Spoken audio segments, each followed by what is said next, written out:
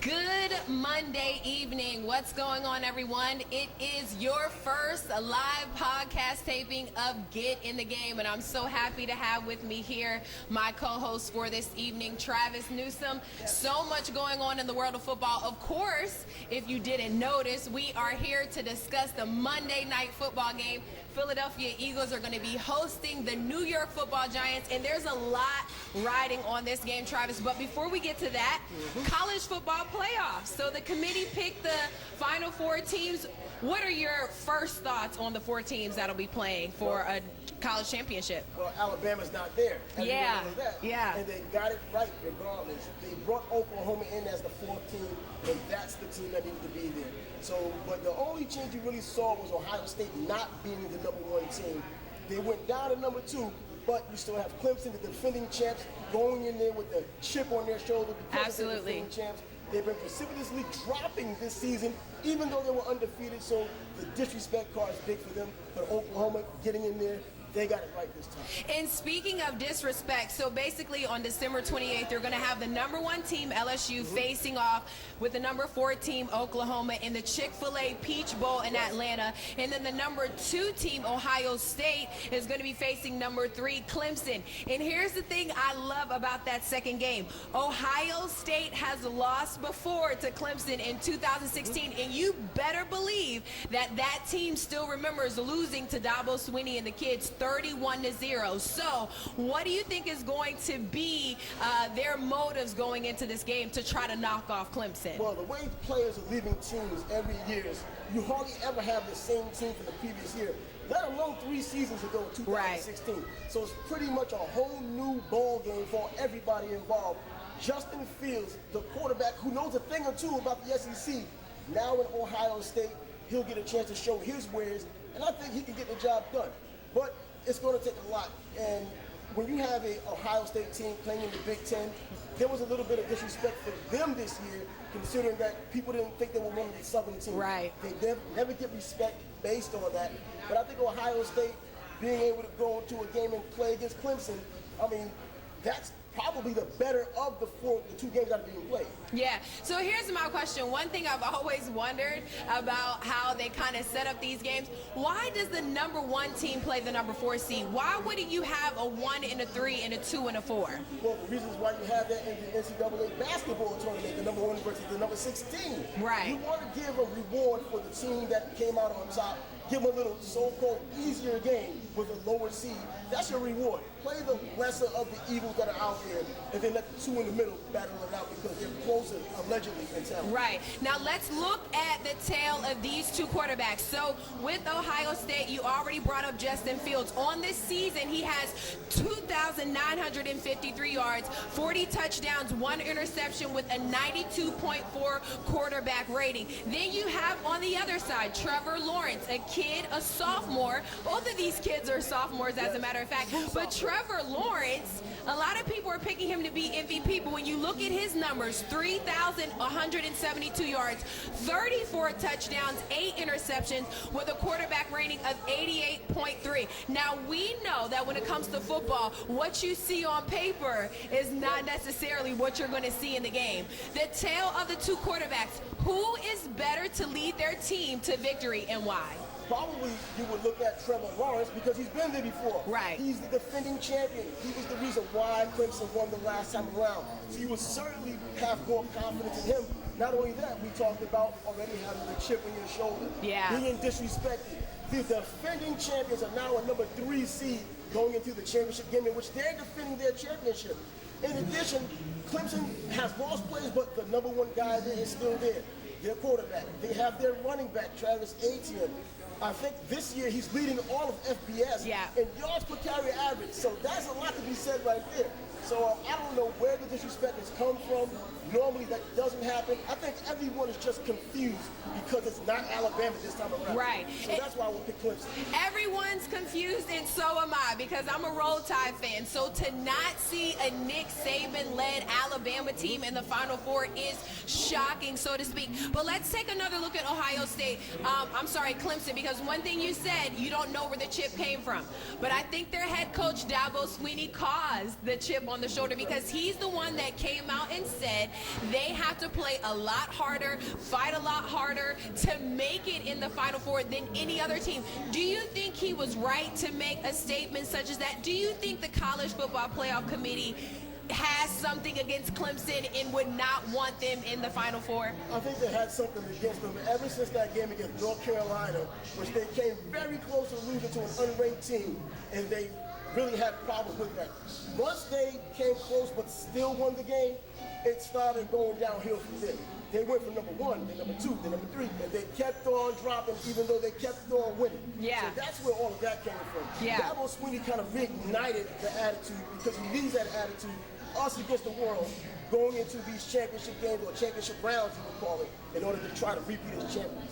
Now let's shift our gears to defense because close to my heart are defensive ends because I grew up in the household of a father that played defensive end for the Philadelphia Eagles. Chase Young, you're talking about a kid for Ohio State. He's 6'5", 265 yards. Could play for the Jacksonville Jaguars this weekend if they let him. 16 and a half sacks on the season, 44 total tackles, 31 solo tackles. This kid could be your college MVP. What does he bring to the Ohio State defense that would leave Trevor Lawrence shaking in his boots getting ready for this game? Well, he is the defense. Yeah. He's been away, though, and when he was away, they were still winning games. He is unequivocally the most dominant player in all of college football right now. He's going to probably be a number 1 pick overall if there isn't a quarterback in Tua or anyone else who comes along. Joe Burrows, who may be the Heisman Trophy winner after this Saturday. But the way he's played this year, I mean, I haven't seen that much domination in a major conference in a long time. You know, the Big Ten gets a lot of slack this year. I don't know why. They've had good teams from Ohio State, Penn State, Wisconsin started off this year not allowing anyone to score. And they turned out to be pretty solid, but they lost to other Big Ten teams. So looking at him and being as dominant as he is, Trevor Lawrence does have something to worry about. He definitely does. But Clemson's offensive line, arguably the best offensive line in college football. So you better believe those guards and those tackles are going to try to double team Chase Young and then leave a fullback or a tight end to be an extra blocker for Clemson to make sure they protect Trevor Lawrence. Now let's go to the 2 coaches. So Clemson, we all know Dabo Swinney. His record as a head coach of Clemson, 129-30. He's been the head coach since 2009. Then on the other side, you have Ohio State coach Ryan Day. Pretty new to the scene, but he has an undefeated record, 16-0. He became the interim head coach back when Urban Meyer was head coaching in 2018. Now this is his team. When you look at these 2 coaches, what's the tale of the 2 coaches? Who is better equipped to coach their team to victory and why? Well, it comes down to the players and the players that were left behind by Urban Meyer. Yeah. Those are still his guys. And in college football especially, you can put a team together, put talent like that, 5-star players, backing up 5-star players, a lot like Nick Saban has down in Alabama. And all you need is someone to come in and not screw it up. You know, you have a bit of an affinity for the University of Miami. Right. And if you go back in the day to when they won their national championship, they had so much talent, and Larry Coker led the way and won a national championship with that team. Who's Larry Coker? They didn't need him. They just needed somebody to tell them when it was 4th down, when to get off the field, when to get back on the field. Going to Dabo Swinney, that backup mindset of his comes all the way back from when he was a walk-on at Alabama during their national championship year of 1992, beating those same Hurricanes 34-13. So he has that underdog mentality. He always feels as if his team has a chip on his shoulder. He's won the championship. It's never enough. He's won 2. Yeah. It has not been enough. Obviously, experience always trumps newbies, but talent still rolls again. Yeah, absolutely. There's a lot of talent between both teams. Both sides of the ball. Listen, guys, we just wanted to let you know, keep in mind that we are down here in River City Marketplace at Boston's. You can follow us live. You can follow me live on Facebook at Satara Bunch. Also, my Instagram is Bunch of Legs. How can they follow you, Travis? So HBCU football matters. That's right. I cover HBCU football. Historically black colleges and universities, we've done it all year long. We're giving a first hand to HBCU football because it's undercovered. but we've covered it very well this year. So if you're interested in that genre of football, go to HBCU Matters. You can go on Facebook, find it in the search bar, the same way you can do it on YouTube. And before we shift gears to the reason why we're here tonight, which is because of the Monday night football game, my Philadelphia Eagles hosting the New York Football Giants, let's talk about the other two teams that are playing, because you can't forget about LSU and Oklahoma and playing in the Chick-fil-A Peach Bowl in Atlanta. So when you look again at the tale of two quarterbacks, you have Jalen Hurts on the side of Oklahoma. He knows a little bit about LSU. He beat them 4 times as a starter for the Alabama Crimson Tide. So on the year, Jalen has over 3,600 yards passing, 32 touchdowns, 7 interceptions with a 90.6 QBR. And then on the other side, your guy, Joe Burrow, who you're picking for the Heisman, yeah, another senior, and the reason why Travis is probably picking him for the Heisman, 4,715 yards, 48 touchdowns, 6 interceptions with a 93.7 QBR. It's possible we could see him go first to the Cincinnati Bengals, right? Yes, and he should. Yeah. I mean, he was so surprising just last season. Remember, this is the game when you look at all 4 teams, it's like the transfer portal games. He came from Ohio State. Right. He came from Georgia. Mixed match, find out which team you want to go to.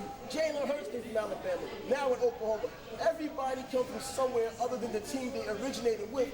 But in this case right here, Joe Burrows has been absolutely phenomenal. I don't think anybody outside of his teammates and his family thought would be doing this well right now, because last season it wasn't so great. They finally have their quarterback, and you see exactly what's happening. Ed Orgeron, his coaching style, his players, they're rallying for him. Yeah. You have a quarterback that can help lead the way, and that's what Joe Burrow is doing now. And because of it, he's going to have a Heisman Trophy after Saturday. Yeah, so he's picking him for the Heisman Trophy. I don't want to give my pick just yet. I still got some praying to do about that. But listen, I think that this game is going to be a gun-slinging show. You have 2 high-powered quarterbacks, 2 high-powered offenses. We could easily see 90 points scored in this game, correct? That's possible. Yeah. But the one caveat I had is LSU is practically a Big 12 team offensively, but they play SEC defense. Yeah. So they can slow down, in my opinion, they can slow down Oklahoma. Jalen Hurts, the big knock against him was inconsistency in big games. He's had big games before, and he's done well. Well, Tua came in at Alabama, forced him pretty much out when he became a grad, and now he's back. Came back with a vengeance. That you mentioned the numbers, 32 touchdowns, 7 interceptions. Ridiculous. Who would have ever thought? Yeah. Jalen Hurts, who's now a legitimate NFL player based on those numbers alone, he has a chance to continue it. But I think LSU, with their defense being an SEC defense and their offense being a Big 12 offense, can take them out too. Okay, so the thing I love about both of these games is in LSU versus Oklahoma, you have 2 senior quarterbacks.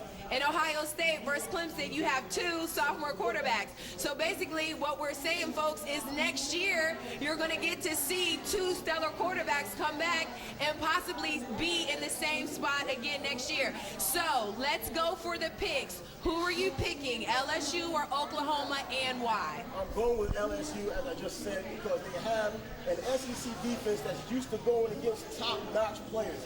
You know, the SEC was top-heavy this year, but they're used to doing that. They go out there, they shut down on defense. I mean, in past years, Oklahoma has given Alabama a scare.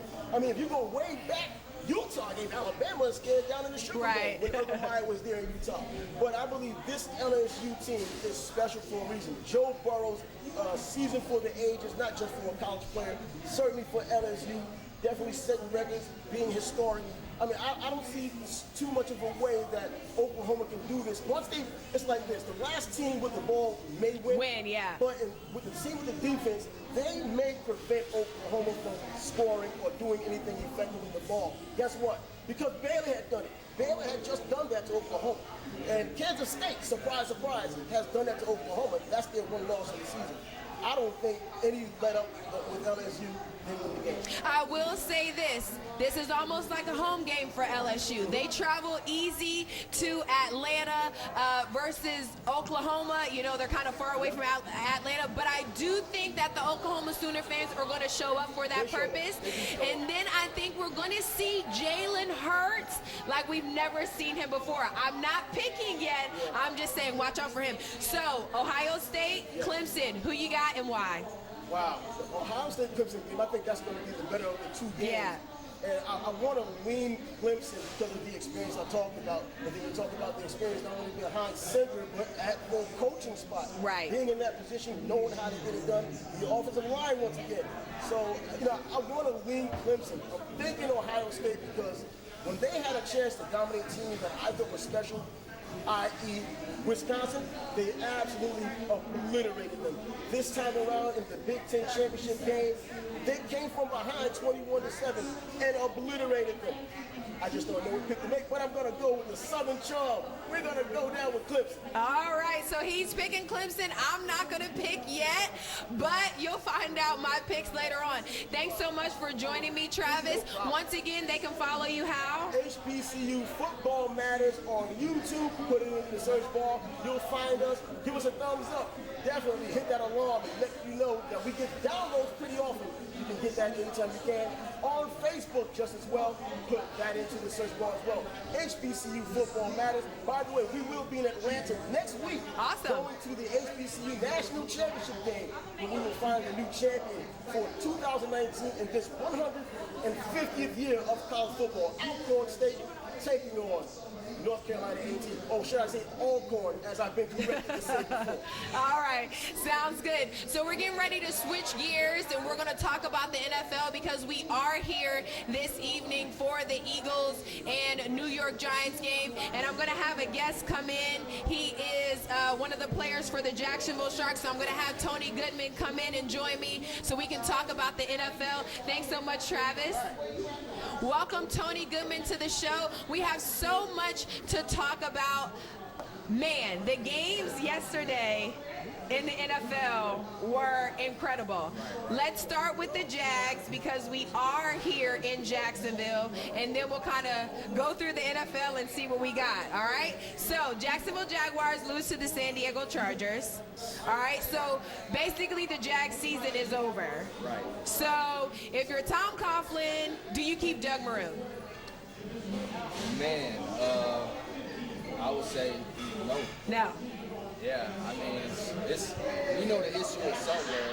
You know, with Jalen being gone, it's I don't know if the locker room, man, is totally changed or whatever. You know, because Jalen is gone. But I mean, football is football, and these guys just gotta come together. And if it's not the players, then you know it's coming from the coach. The head coach. So, yeah, I think it's time for a change, man. He's been there for a few years. I mean, you know, the year when we won, we should have went to the championship or whatnot. We fell short of that, and man, we got to get there. Yeah. And the only way to get there is, you know, to change.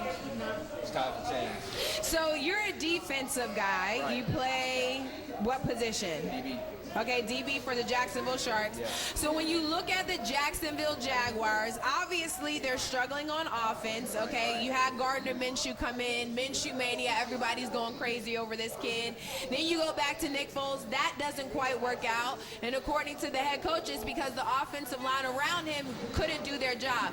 But when you look at defense, when they decided to let go of Jalen Ramsey, what did that do to the locker room from a defensive perspective? I mean, man, Jalen, any team, just NFL, college, like, it don't matter whatever level you on, and you got a guy that's locked down, like, that's half of the game. Like, part of the game you don't have to worry about. And for him, that's what it was. You know, you can put him on the island by himself, and he can follow. You know, whoever the best receiver, that's kind of like how I was in college. You know, my coach game plan, he said, Tony, hey, this is the guy Who you follow, yeah. No matter where he goes, and Jalen was that guy. Yeah. You know, and I think it may have been a pride thing. especially Tom Coughlin. We know how he's pretty strict. Hard nosed. I mean, but it worked, to some extent.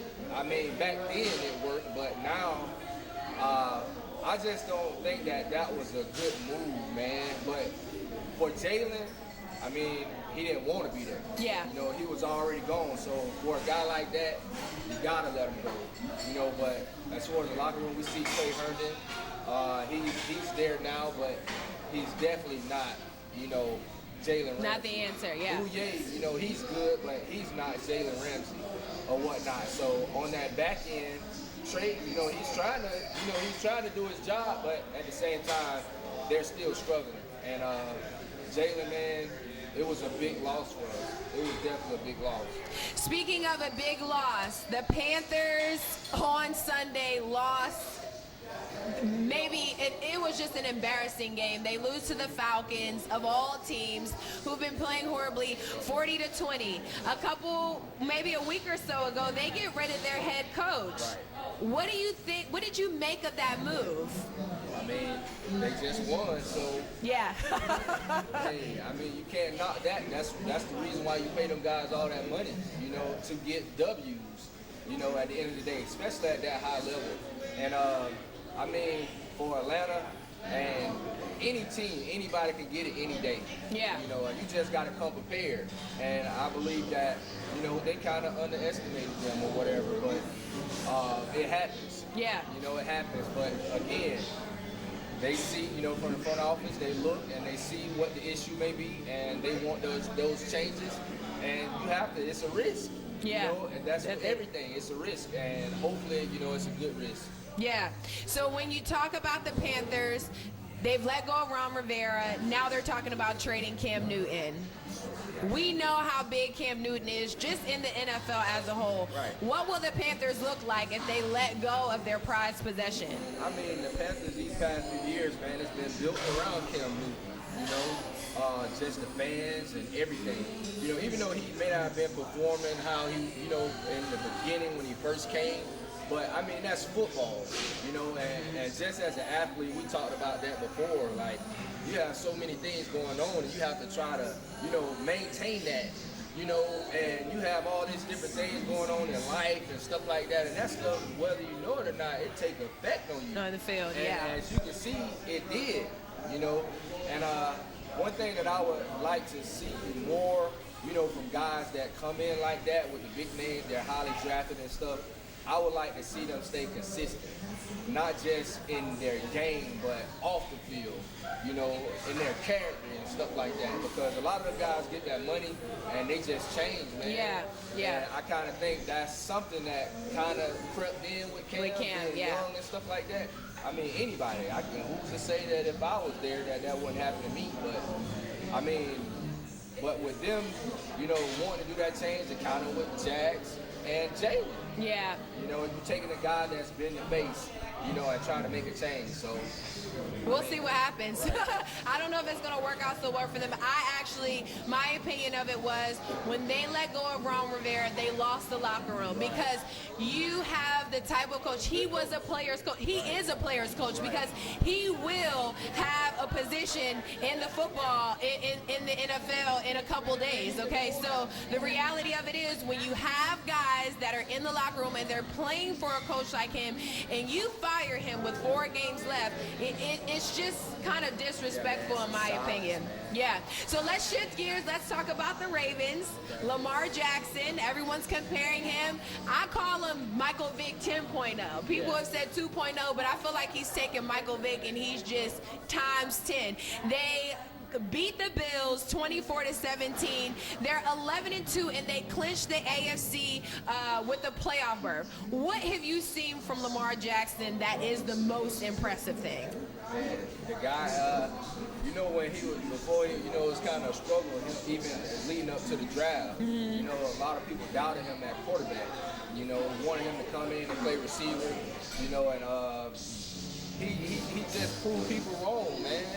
I mean, the biggest thing that shows up for me is his passing. Whenever he, the passes that he's been making, he's been completing the majority of them. And a lot of people, they kind of doubt him in that area. But the fact that he has legs, and he can create plays and make things happen, whenever it's an opportunity for him to throw, it's a big play, because they're expecting him to run. Right. So he just put a lot of teams, man, in confusion, man. I think it was somebody they actually asked, it was Jalen. When the Rams was about to play, the Ravens, Jalen asked Michael Vick, like, man, how do you prepare for a guy like that? You can't. They compare him to him. But, Jalen, Michael Vick, he like, hey, man, you can. You pretty can, much. yeah. The guys, and like you said, he's 10.0. I mean, it's 2019. Michael Vick been out the game a few years. So, and we know that every gift, like, new guy comes, they're always going to be better. Yeah, absolutely. So he's been exciting to watch. Do you pick him for MVP? Oh, yeah, man. Yeah, over Russell Wilson? Just because, man, he's an underdog. Yeah. I mean, Russell Wilson is a vet. I mean, he's supposed to do that. But you got a guy who's, man, he's still getting his feet wet in the NFL. And for him to come, in spite of all of his doubters, and stuff like that, and perform the way he's performing, like, you can't help but, man, give the man a shot. Like, give it to him. Yeah. So let's shift to a team that is kind of built on their defense. So the Vikings beat the Lions 20-7. Vikings, they're in the NFC North. They're a current wild card contender. They have a 9-4 record. They will be playing against the Chargers next week. Then they'll face the Packers, then the Bears at home. Can they win their remaining schedule and see themselves in the playoff picture with the teams they have coming up? I mean, yes, they can. It all starts in the film room. I mean, if they game plan right, and the plays, the game plan comes from the coach, down to the players, and they go and execute. I mean, any team, like I said, any team can get it on any day. If they come and play, if they have that mindset, not to lose, but to win, like any means necessary, they can pull it off. Yeah. Now, you've been in a couple locker rooms. So, in the beginning of the season, we saw Stephon Diggs kind of state how he was kind of unhappy in Minnesota. The season's almost over. He's been playing fine. Do you think that kind of has an effect going down the stretch, or is that something that everyone's forgotten about at this point, or will we see a transition made after the season? I mean, that's totally up to him, I mean, players, it's a lot of things that people don't see, from the outside. Yeah. And I think it's something deeper, bigger than what the eye is seeing, on TV and stuff like that. But for him, I mean, it just comes down to, like, is he going to do his job? Yeah. Is he going to play? Like, he's there now. Like, you played this far. Like, are you going to go hard? For the rest of the season. Even if you don't be there next year, right? Are you going to finish strong? You started, and I mean, for anybody, you got a top tier player like that, a guy that shows up, especially in the playoffs. Yeah. He shows up and make those big time plays, man. For a guy like that, not to be there 100%, that would affect any team. Yeah. Let's shift gears. 49ers, Saints. Did you watch the game yesterday? No. Okay, so let me recap you then. Let me recap everybody who didn't see the game. 94 points scored. Wow. 49ers are 11-2. Saints are now 10-3. So the 49ers won the game 48-46. So Jimmy Garoppolo, 26 for 35, 349 yards, 4 touchdowns, 1 interception, 131.7 QBR, right? Passer rating, that's passer rating, quarterback passer rating. Emmanuel Sanders, his top receiver, 7 receptions, 157 yards, 1 touchdown. And you Broncos fans remember Emmanuel Sanders because you guys released him. Blame that on John Elway. Now he's playing for 49ers and could be possibly paying for an NFL championship this year, right? Then on the other side, you have Drew Brees, almost mirror image Jimmy Garoppolo. 29 for 40, like not as good in passing, right? But 349 yards, 5 touchdowns, no interceptions. 138.4. Right, he is, right? Then you have Michael Thomas, 11 receptions, 134 yards. Once the highest paid receiver, now second highest paid because we know Julio Jones got that tag. when you look at these two teams, who's going to make it deep in the playoffs and possibly be standing at the end to possibly represent the NFC in the Super Bowl? Well, you see it's obvious that offense is not the issue. Right, you know, for either especially team. with that high-scoring game. So I would say for those two teams, it would be the team that defense stands up. Okay. Stands up, whatever defense stands up and makes some noise, man, that's the team that's going to win. So let's talk about defense. So you got Bosa on one end, right? And then for the Saints, you got Cam Jordan, you got Demario Davis. So because you're a defensive guy, and I know you like defense because defense can win championships. I think Ray Lewis said that. Maybe Ray Lewis and Ed Reed. Right. Shout out to University of Miami players, right? Everybody says that. So who has the better defense? I mean, that's hard to say, man. Who would you rather be playing defense for if you had to pick 49ers or the Saints? Man, I would like to play for the Saints. Yeah. Yeah, man. I would just love to be in that locker room, man, and to feed off Drew Brees. You know, that would be the biggest thing, man. 'Cause I guarantee you that even when defense out there on the field and he's on the sideline, I guarantee you that he's pumping these guys up. Absolutely. So that's something that I would say that the Saints. I would definitely go for the Saints, but right now, man, the 49ers are balling, man. They are. They are. And they added a couple guys, to their defense now, man. So I don't know. We gotta watch the game. Right. That's all I can say. You can watch the game. And the 49ers are playing so good, they're almost making you forget that they've had a losing record the past couple seasons. So that's one thing I love about the NFL. Like you were saying, any given Sunday, you can go from 0-16 or look like the Bengals win your first game against the Jets and then go on to lose the rest of the games. Or the Browns. There's a couple Browns fans that are going to probably be mad at you for that comment. But let's shift gears to another quarterback, Jameis Winston. So a lot of people struggle with Jameis because one quarter he's throwing 2 touchdowns. The next quarter he's throwing 5 interceptions. He's like Jekyll and Hyde, you could say. Did we miss this when he was coming out of FSU? Like, is this who Jameis has always been?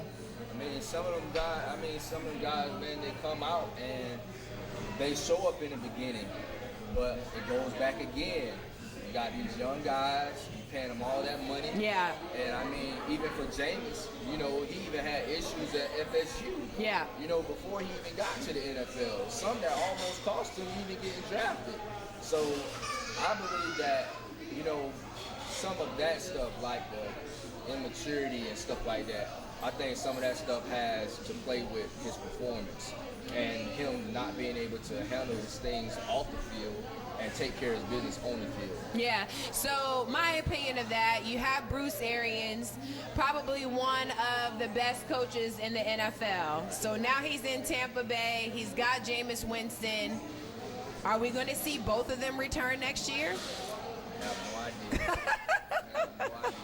All right, let's move on. So, Chiefs and Patriots. I stayed up late to watch that game. I put my sleeping schedule at risk. Yes. Listen, how about this? I want to make this point. There are 3 quarterbacks that have beat Tom Brady this year. Deshaun Watson, Lamar Jackson, and now Patrick Mahomes. 3 under 25 African American quarterbacks. That's huge for the NFL. That's huge for the NFL. Calling all owners, LL Cool J, P. Diddy, all of y'all who are talking about owning teams, this is why you need to own a team. When you look at the performance of those 3, specifically looking at Patrick Mahomes last night, playing with, I think he maybe had a sprained wrist or hand, played the whole game. You can't hold it all down though, man. When it's in you, it don't matter what. It don't matter, man. You can have you can be a 3-legged dog, man. He gonna get it done. So they clinched the AFC West. One thing I do want to point out, because I think that a lot of times we talk about the players, but coaching is big. So my heart is kind of for Andy Reid because he came.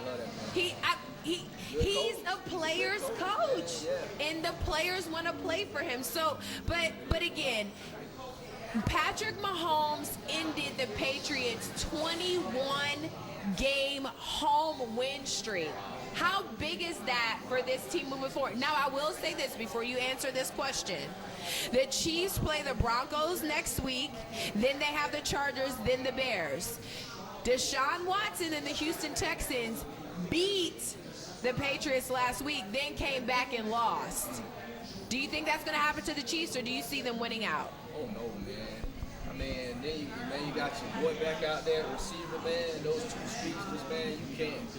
I mean, Tyreek Hill. Yes, man. He's like the Jalen Ramsey of offense. Yeah. You know, the guy just create plays, man. They make up plays for that guy, and he make the plays. And I'm just excited because, you know, man, Mahomes, man, he's doing his thing, man. You know, coming back off the injuries and everything, he's still, you know, doing his thing. And I think that if they keep that momentum, that they stay, you know, high and celebrate, you know, that accomplishment, like you said, in the 21 game, that's big. Yeah. Especially Tom Brady. Like, yeah. You already know. To be honest, I was kind of getting them scratching my head a little bit. I thought they was going to let them come back and win the game. Yeah. I'm glad they pulled it off, but yeah, I think they should finish out strong. Yeah, real quick before we move on to the Eagles game, because when you guys keep seeing us look up because the TVs are above us, this is my game, so we're definitely going to talk about it. But really quickly, let's go over Seattle and the Rams last night, because Russell Wilson didn't look like the Russell Wilson that we're used to seeing. Okay, he was sacked 5 times in that game yesterday, and that cost him about 43 yards. And they fell out of first place in the NFC West. So their remaining games seem to be pretty easy. Okay, they have the Panthers next week. They should win that game. Then they finish this season at home, which we know that in Seattle, the 12th man is big. And Pete Carroll and Russell Wilson are hard to beat at home. So they play the Cardinals in the week of Christmas. That should be a game that they win. Speaking of the Cardinals, who knows if we'll see Larry Fitzgerald finally retire or not. That'll be interesting. And then they finish this season against the 49ers. So when you look at Seattle being beat by the Rams, whom I love because Aaron Donald is, he's a beast. He's a beast. So then the Rams' remaining schedule, they're at the Cowboys next week, which they could possibly win that game. Depends on which Dallas team shows up, right? Then they have the 49ers, and then they're home against the Cards. So both teams could go 2-1. Yeah. Out of these two teams, who do you think could make it deep in the playoffs and why? I would say the Rams. Okay. I would go with the Rams, man, because their defense. I knew you were going to say that. Of course you're going to pick them because of the defense. Especially when you get that deep, you're talking about, hold on. Now I got Aaron Donald. Yeah, I'm saying, but even, Seattle, man, like they're used to this. Yeah. This back end, like they're used to that. And they got a good defense too. Right. Ziggy Ansah, Jadeveon Clowney, yeah. Right, and they've been there before. So that's kind of hard to say, to be honest, man, because we'll just have to see how Seattle holds up. Absolutely. Absolutely. So now let's shift gears. Huge Monday night football game. I could talk about my Eagles all day. But coming into this game, I think the biggest headline is Eli Manning is back. He has not played since the second week in the NFL. So let me just run this to you guys real quick. Okay, the Eagles are on a 3-game losing streak. Eli hasn't played in 3 months. And he hasn't beaten them in 3 years. 3-3-3. Okay, we'll say Father, Son, and Holy Spirit, right? But Eli, you can bet that he has a chip on his shoulder, and he's trying to prove to the Giants, to Daniel Jones, to the naysayers that think his career is over. Is he going to be able to come out and beat this Eagles team at home in Philadelphia? You better say the right thing. Why? Because my hat is sitting right here. Matter of fact, hold this. Hold this 1 second. Hold this. I gotta do this right. Man. I can't sit here and talk about my Eagles Eagles Without fan the are in apparel. building. Without the apparel. I gotta pull out my jersey. And when my Jags fans at? Excuse me, Oh, man. just call it a costume change. But I can't sit here and talk about my Eagles without putting on my jersey. So, you were just getting ready to say if Eli Manning can come in. How about them Jaguars? He said he's fearing the green right now, ladies and gentlemen. So, what do you give Eli coming into this game? It's another one of those situations, man. It all depends on, well, we know the quote that says success happens when preparation meets opportunity. And he ain't played since game 2, right? So, I mean, that's plenty of time knowing him. Prepare. And his brother. Yeah. You know, his brother who I heard used to travel and help other quarterbacks, you know, who were still in college, you know, that couldn't make it because they had to finish school, so he would take his time to travel down and to help them out, you know, on the playbooks and stuff like that. So to have somebody like that in your corner, Yeah. I would say that he's prepared. Yeah. You know, I would say that he's prepared and the opportunity is here. He's been waiting on it. Yeah. And like you said, I know he has a chip on his shoulder. Yeah. And he wants to prove a point. Now, is he Lamar Jackson? No. But we know that he has experience. Yes. He has experience, man. So it all depends on, you know, do the O-line protect him? Do they give him time and allow him to make the plays? And does he stay calm and actually make the throws, you know?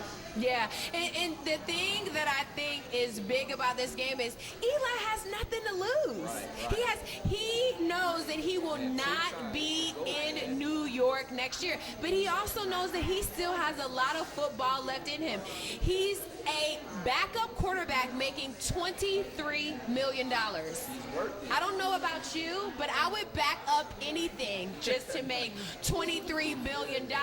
He's probably the highest paid backup in football right now. He has nothing to prove. The check already cleared. He's going to get paid. And he knows defensive coordinator Jim Schwartz, okay? But I will say this, my Eagles are 5th in quarterback hits this year, so you better believe that our defensive line is coming for Eli Manning. But he is prepared, and that's the thing that you cannot count out Eli. Number one, because he's a Manning. His dad's name is Archie, and his brother's name is Peyton, if you didn't know it. He's won 2 Super Bowls. He's been in this position before. When you look at the Eagles, there's so much on the line with this game because their remaining games are all divisional. They have to win out. They play the Giants at the end of the season. They play the Redskins again, which should be an easy win, but the Redskins want to spoil our path to the playoffs, and then we play the Cowgirls again, okay, because we don't know what team is going to show up. So when you look at the Eagles... When you look at the Eagles, Carson Wentz, okay, Jordan Howard, who might not be playing tonight.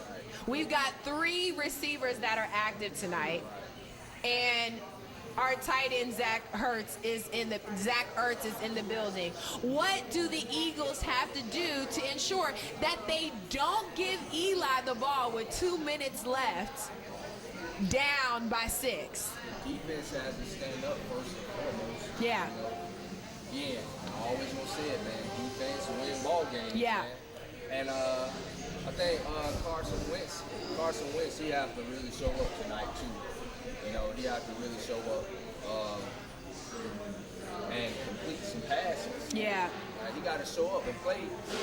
You know, he came back. We know he was injured all that time, and he came back. They got rid of Foles. He was the guy.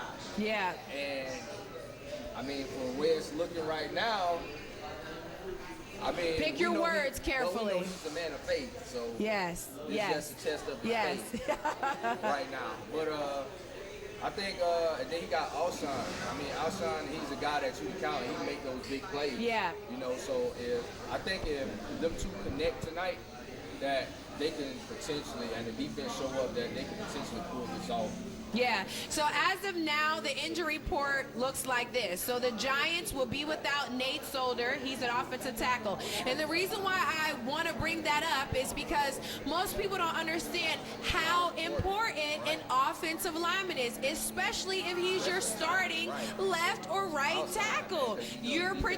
That's it. You're protecting the blind side of your quarterback. And you can believe that Eli Manning trusts a guy like Nate Solder, who is a veteran, who has plenty of years in the league and has proven that he can protect a quarterback. You also have out for the Giants top tight end Evan Ingram.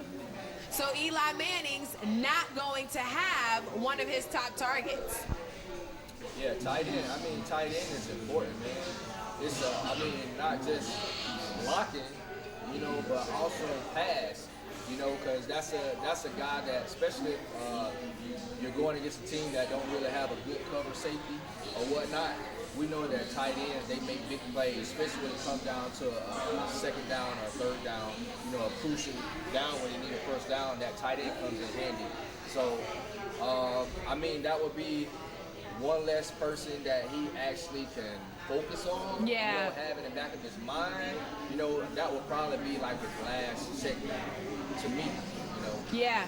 And so when you look at the Eagles right now, questionable for our team. We don't know if Nelson Aguilar is going to play. I think the most recent inactive list I got, he showed up on that. So we're not going to have him tonight. Running back Jordan Howard is going to be out. And then again on defense, you have a top defensive end and Derek Barnett, who's not going to be playing. He is a quarterback hungry type of a guy. How much does that change our defense going into this game? That changes a lot because, quarterback only have so much time to throw the ball. Yeah. And when you have a good defensive end like that, that gives him more time. Yeah. And the more time he have, the more he can make his checks. If somebody not open and he has the potential to prolong the play and complete a pass. Yeah. So, for them, that would be something that, whoever the backup guy comes in, he has to come in and step play lights out. Right, Absolutely. Absolutely. And let's say this as we're getting ready to wrap up, because I definitely want to watch the game. One big difference between Eli Manning and Daniel Jones. Daniel Jones could move in the pocket. Eli, you're not going to see him move as much, but he will get the ball out much faster. So when you're talking about defense, if you're the defensive coordinator for the Philadelphia Eagles, what type of plays do you expect Jim Schwartz to call against an Eli Manning who's going to have that ball out fast? He's probably going to call a lot of stunts. He's going to call a lot of stunts, man, and